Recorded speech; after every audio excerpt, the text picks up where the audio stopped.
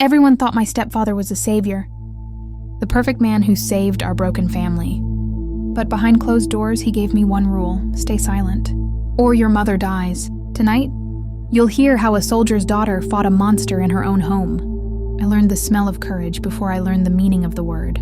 My father's army uniform carried it, sun-warmed fabric, metal buttons cold against my cheek, a faint trace of gun oil and dust that clung to him no matter how many times my mother washed it. When I was little, I used to bury my face into his chest whenever he came home on leave, breathing him in like he was proof the world could still be safe. He was my hero long before I understood what heroes cost. He would kneel in front of me, eye level, hands firm on my shoulders, and say the same thing every time I was afraid, of thunder, of the dark, of being alone. "Fear is a choice, Alexa," he would say, his voice steady, unshakable. "Never let it choose you."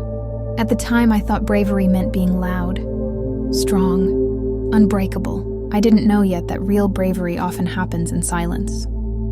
My childhood memories of him come in fragments. His boots by the door, perfectly aligned, the way he checked the locks every night, how he listened more than he spoke, how his presence filled the house even when he was gone. When he left for duty, he never promised to come back. He just hugged me longer. The last time I saw him, his uniform was freshly pressed. My mother had adjusted his collar with shaking fingers, pretending not to cry.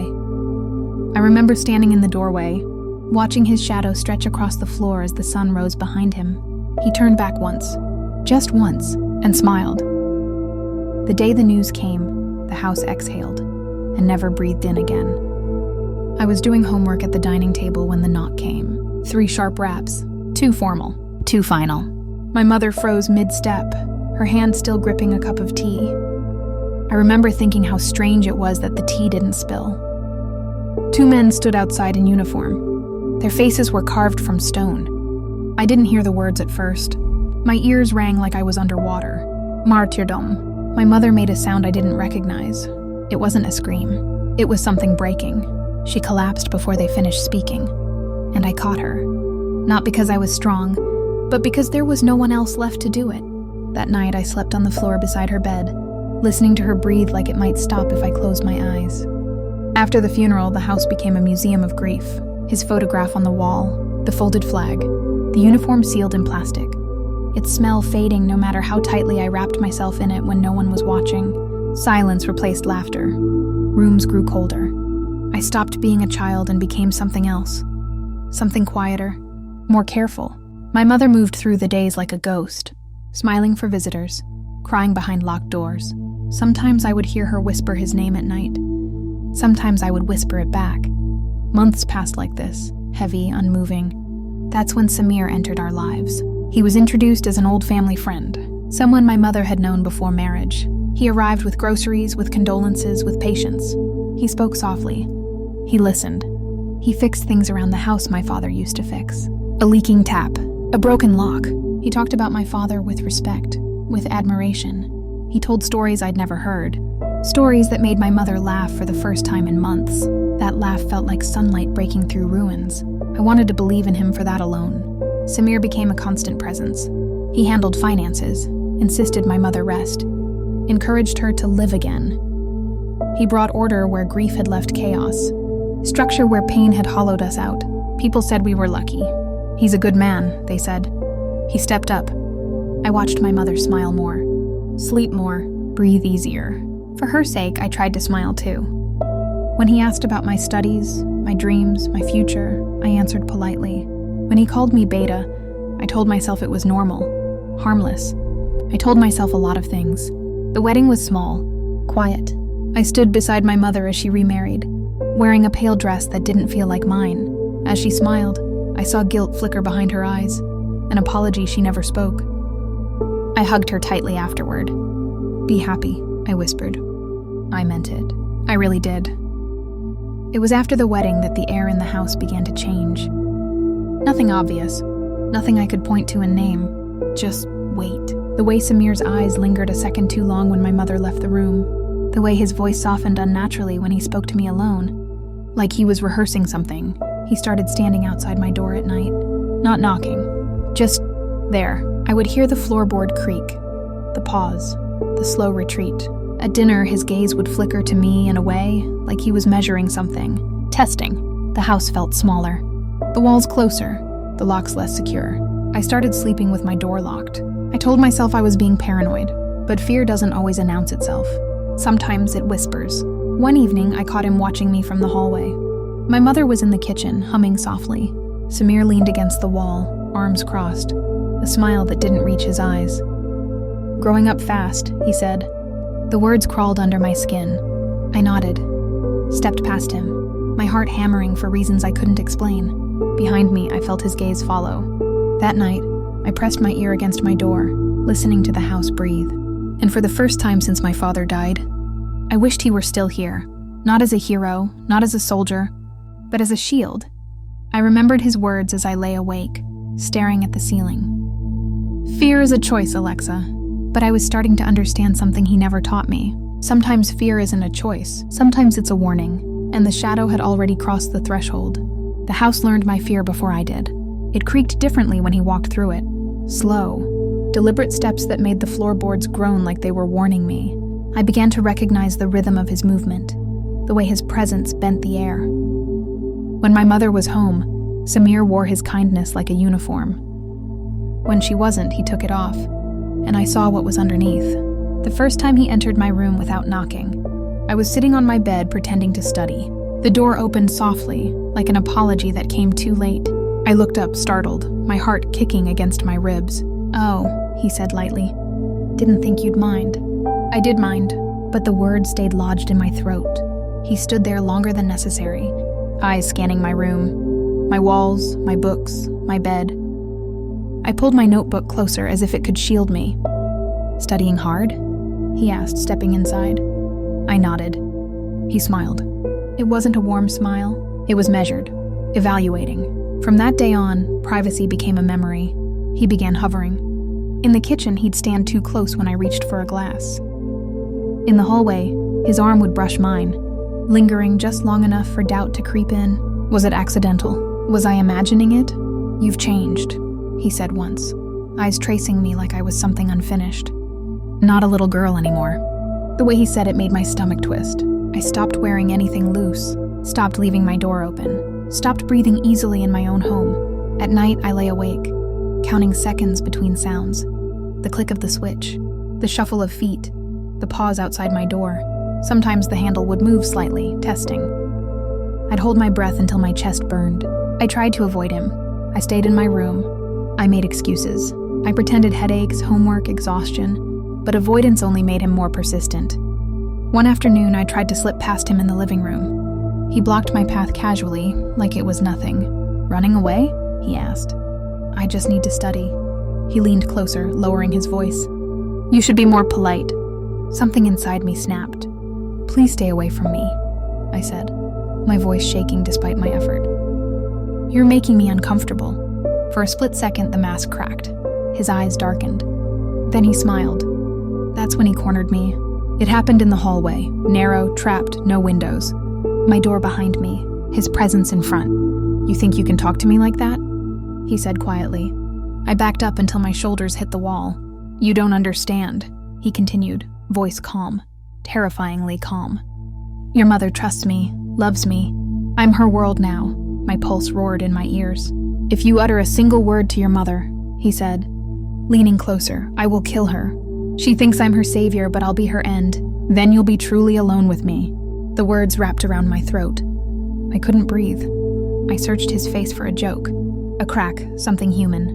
There was nothing, only certainty. After that, silence became my prison. I watched my mother laugh at his jokes, cook his favorite meals, talk about the future like it was finally safe again. Every smile she wore felt like a knife twisting deeper into me. I wanted to scream. I wanted to grab her hand, drag her into my room, lock the door, tell her everything. But I saw his eyes on me across the room, watching, waiting. So I said nothing. I became nothing. My nights dissolved into fragments of sleep. My days blurred. At school, teachers asked if I was sick. My grades slipped. Friends stopped asking questions when I stopped answering. I was still there, but I was already gone. I thought of my father constantly, how he would stand between danger and us without hesitation, how his presence alone could make fear retreat. Fear is a choice, Alexa. The words haunted me. I felt like I was failing him, like I was betraying everything he taught me by staying silent. But bravery, I was learning, isn't always about standing up. Sometimes it's about choosing who survives, and I chose my mother. Every day, Samir tightened his control quietly. He asked to check my phone. He started picking me up from school himself. He commented on my friends, who I should avoid, who was a bad influence. Once my phone disappeared for hours. "I'm just protecting you," he said when he returned it. The world isn't safe. I wanted to laugh at the cruelty of it. The world wasn't safe because of him. The house echoed with small sounds that felt impossibly loud. The tick of the clock, the scrape of a chair, the slow turn of a doorknob. Each noise sent my heart racing. I slept with the light on. Still, the darkness crept in. Then one evening, my mother set the table with a smile I hadn't seen in a long time. "I have news," she said brightly. Samir looked at me first. "I have a business conference," she continued. "In another city. Just 2 days." The room tilted. My fork slipped from my fingers, clattering against the plate. I looked up slowly. Samir was smiling. Not his public smile. Something else. Predatory. I felt my father's absence like a wound tearing open all over again. 2 days, alone, and the house closed in around me, already knowing what was coming. The front door closed behind my mother with a sound that felt too final. Not a slam, not a click. A quiet, decisive end. I stood at the top of the stairs, listening to her footsteps fade, the car engine start, the tires roll away from the house. I didn't wave from the window. I didn't call out. I just stood there, gripping the banister so tightly my fingers hurt, as if pain could anchor me to something solid. When the car disappeared, the house changed. It wasn't immediate. It was gradual, like a breath being held. Silence descended, thick and watchful. The kind of silence that listens back. I locked my bedroom door, then checked it again. I dragged a chair underneath the handle. It scraped loudly against the floor, the sound echoing down the hallway. My heart jumped into my throat. I froze, listening. Nothing, but I knew he was there. Somewhere. I turned off the lights and sat on my bed, knees pulled to my chest. My phone clutched in my hand, even though I knew it wouldn't save me. The walls felt thinner than ever, like paper stretched too tight. I could hear the clock ticking in the living room. Each second landed like a drop of water on stone. Tick, tick, tick. I thought of my father. How he used to say silence before danger was never empty. It was full of intent. My stomach twisted. I pressed my ear to the door. That's when I heard it. Footsteps. Slow, unhurried, deliberate. They stopped right outside my room. "Alexa." Samir's voice floated through the wood, smooth and false. "Why are you hiding?" I didn't answer. "Come on," he said softly. "I just want to talk." The handle didn't move. Yet. I held my breath, counting heartbeats. 1, 2, 3. "You know," he continued, voice syrupy, "you've been so tense lately. I thought we could clear the air." Clear the air. The phrase made my skin crawl. I backed away from the door, my pulse roaring. My eyes scanned the room wildly. Window, desk, closet, nothing. That looked like safety. "I can hear you breathing," he said suddenly. My lungs locked. The sweetness drained from his tone, replaced by something sharp. "Hungry. Don't make this harder than it has to be." The handle rattled. Once, twice. I scrambled backward, my heel catching on the edge of the rug. My back hit the bed. My chest burned as air rushed in and out too fast, too shallow. "Open the door," he snapped. The politeness was gone now. So was the mask. "I know you locked it," he said. "You always were dramatic." I pressed my hands over my mouth to stop the sound that wanted to escape. Then I heard it. Metal against metal. A key. My vision tunneled. No. The lock clicked. The chair shifted. The door didn't open, but it tried to. I screamed then. Not loud, not enough. A sound torn from somewhere deep and raw. I stumbled backward, my legs weak, my mind splintering. I looked around desperately, grabbing the first thing my hand touched, a lamp. Too light, useless. The door shuddered as he shoved it again. "Don't fight this," he growled. "You brought this on yourself." The words slammed into me, but something else cut through the panic. A memory, my father's voice. "Steady, unafraid. Fear's a choice, Alexa." My gaze fell on the small shelf above my desk. His photograph, The one where he's in uniform, eyes calm, jaw set. Beside it, his old service belt, heavy leather with a solid metal buckle. I'd kept it there like a relic, like a promise. My hands closed around it. It felt heavier than I remembered. Real. The lock finally gave. The door burst open with a crack that split the night. Samir stood there, breathing hard, his face twisted with something ugly and unrestrained. His eyes flicked to the belt in my hands. For a second, he laughed. "Really?" He sneered. "You think that—" I didn't let him finish. I moved, not gracefully, not bravely. I moved because my body remembered something my mind was too afraid to trust. I swung. The belt whistled through the air, the buckle connecting with his shoulder. He roared, stumbling back, more surprised than hurt. I didn't stop. I swung again, and again. My arms burned. My vision blurred. My heart pounded like it wanted out of my chest. He lunged. I screamed and ducked, the world exploding into motion, shouts. Crashes, breath, skin, panic. His hand brushed my arm. I recoiled like I'd been burned. "Stop!" he yelled, furious now. "You don't know what you're doing." I did. I knew exactly what I was doing. I was surviving. I kicked the chair toward him, buying a second. Just one. It was enough. I ran. Out of the room. Down the hallway, bare feet slapping against the floor. The house screamed around me, every sound amplified, every shadow alive. Behind me, he recovered. "Alexa!" he shouted. The sound of my name in his mouth made my stomach turn. I reached the front door, hands shaking so badly I dropped the keys once, twice. My fingers fumbled, slick with sweat and fear. "Hurry," I whispered to myself. "Hurry!"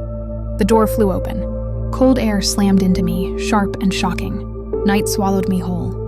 I ran. The ground was wet. Rain had started somewhere while I was trapped inside. It soaked my clothes instantly, but I didn't slow down. I didn't look back. Until I heard him. Footsteps, heavy, angry. "Alexa!"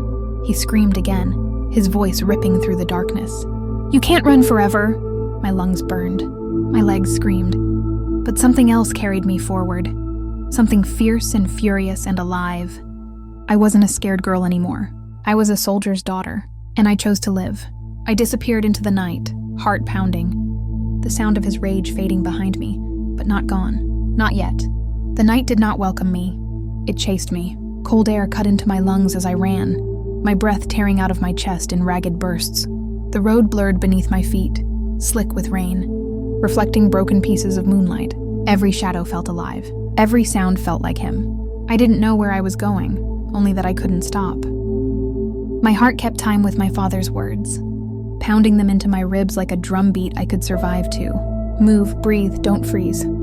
I slowed only when my legs began to fail me, when the fear turned sharp and dizzy. I ducked behind a low wall, pressing my back to cold stone, listening. Footsteps? A shout? Nothing. But danger doesn't always make noise. Sometimes it waits. I realized then the most terrifying truth of all. I had escaped the house, but I was still trapped by silence, by the lie I'd been living inside. I had nowhere to go. Then, like a flare in the dark, another memory rose. My father, sitting at our dining table, tracing a map with his finger. He told me about his unit, about loyalty, about the people you trust when the world turns hostile. He'd laughed and said, "If anything ever happens, remember, there's always someone who will listen. You just have to find them." I knew exactly where to go. The police station lights burned bright against the night, harsh and unforgiving. I stood outside for a moment, rain plastering my hair to my face, my clothes soaked through, my hands shaking so badly I had to clench them into fists. This was the line. Once I crossed it, there was no going back. For a heartbeat, doubt tried to pull me under.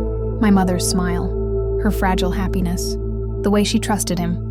The fear I'd swallowed for months pressed against my throat. What if I stay silent? What if I protect her heart? Then my father's voice answered, clear and steady as if he were standing beside me. Truth is the ultimate weapon. I stepped inside. The words came out uneven at first, fragmented, breathless. Names, places, threats, fear. But as I spoke, something extraordinary happened. I didn't disappear. The officers listened. One of them pulled a chair closer, his voice calm. Another offered me water. No one rushed me. No one doubted me. I told them everything. For the first time, the weight lifted. They called my mother. I sat there staring at the wall, my pulse finally slowing as exhaustion settled deep into my bones. When she arrived, her face was pale, confused, terrified. She looked at me like she was afraid to touch me, afraid I might shatter. "Alexa?" she whispered. I stood.